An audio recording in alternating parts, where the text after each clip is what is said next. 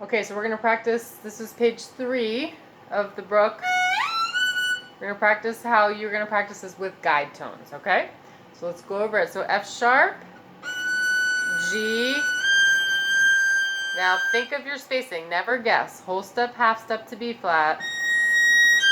Now I want to go from 2 to on G to D sharp 1, right? So we need to do a guide tone. Now, since right after the D sharp you actually play an E, you can make your guide tone to the E. So you could have made it to E sharp, right? But let's make it to E, and let's keep that pattern throughout, where we will go an extra half step shift so that we can go to have our half step ready, okay? So that means we go from the G down to E. So that's a minor third, so whole step plus half step.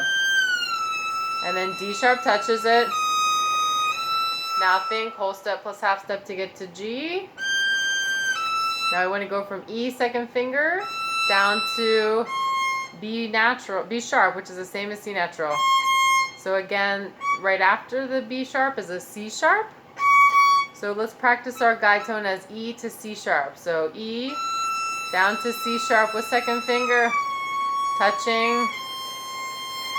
Again, C sharp to E, think of whole step plus half step for your spacing. So 4, 2, and again we're 2 on C sharp, so we're going to shift on 2 again.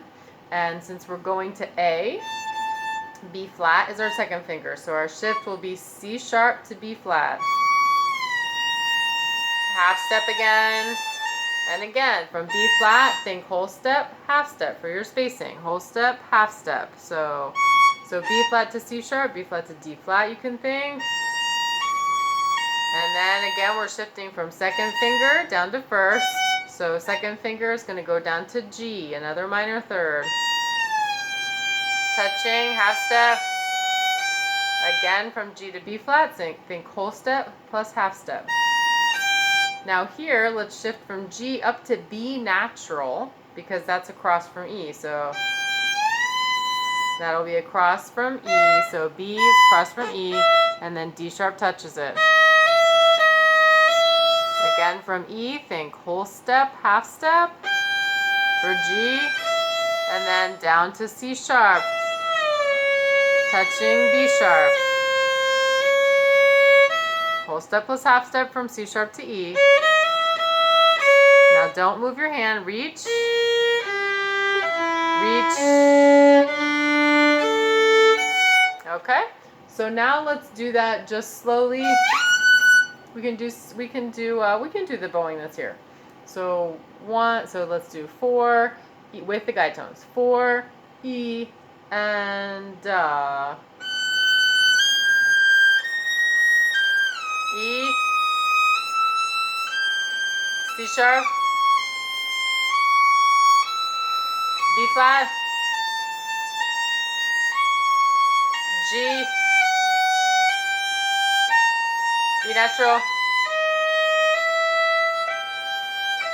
C sharp, low 1, reach, reach.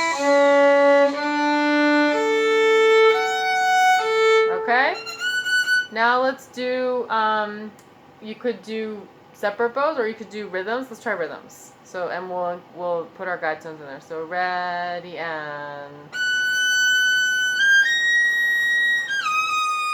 So that one, let's just throw the guide tone, so like that. So G E.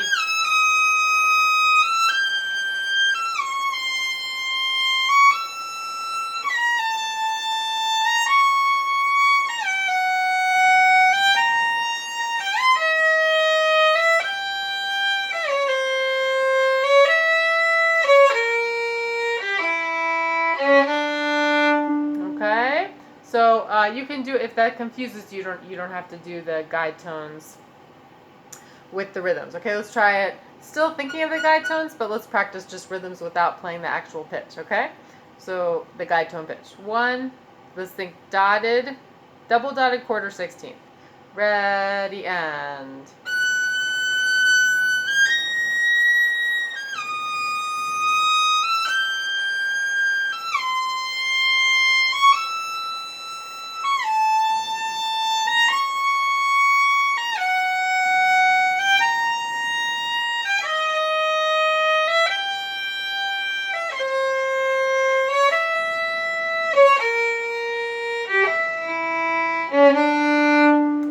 opposite.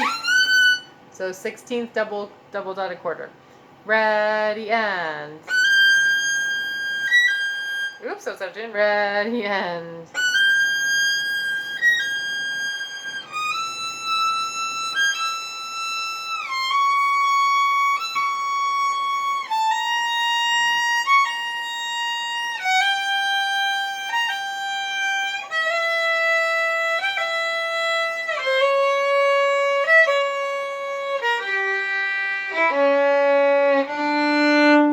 Okay, and then you can practice going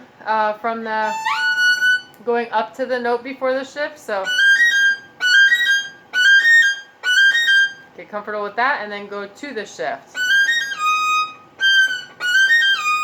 and then you can see if the D sharp is too high, too low. Oops, so it's too low. And then you could do the same thing for the next one. So.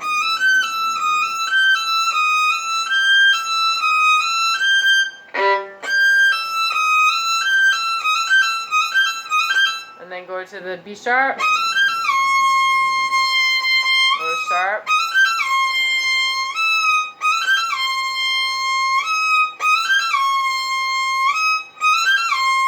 and get comfortable with that. Then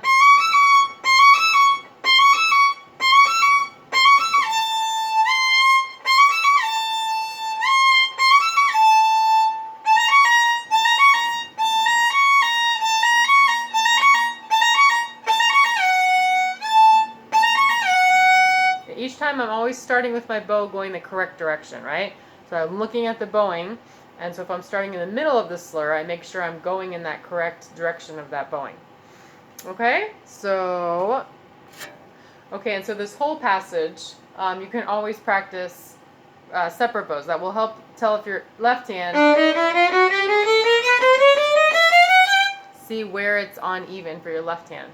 But right now we're looking at the coming after this line 3 of page 3, so we can still do separate. Let's try this slowly separate. So 3 E and 4 E and think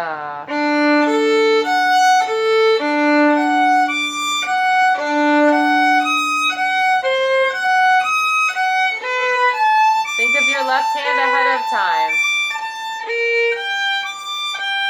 So I'm gonna have to reach back here, touch. Get ready to touch.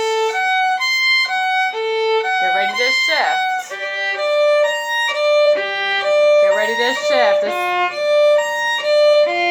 Get ready to triplets.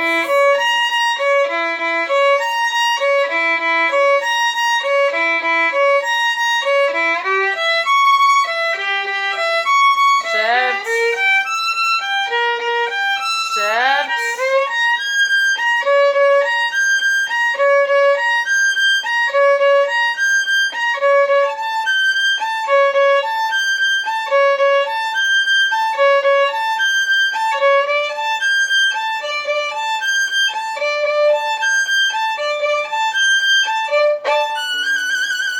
And then you don't have to do the whole trill. So you're just keeping it super even. Then you can do rhythms, of course, with the separate bows. The separate bows, again, when you have a bunch of slurs, but that, especially on the chromatic up here, it's going to help. So you're really seeing where's my left hand not doing what it needs to do. So one of the things we also talked about is the top line here. Make sure that your pinky is acting like everybody else. So make sure your hand is far enough, maybe too far, not far. Figure that out so that the pinky can come up in this shape, and the same with everybody. And then you could practice it just a couple notes at a time.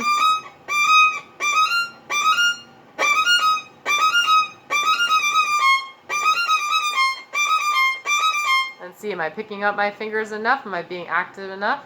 And then this is another example of where you can practice up to the shift and then stop. So stop on the note before the shift.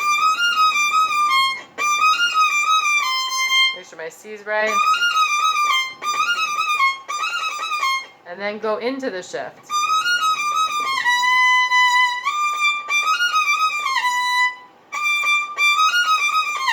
And don't put it a delay before the shift. So you can start slow.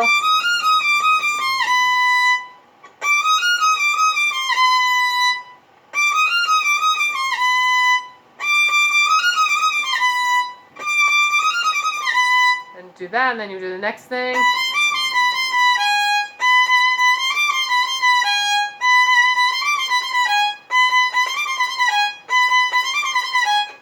And then into the shift.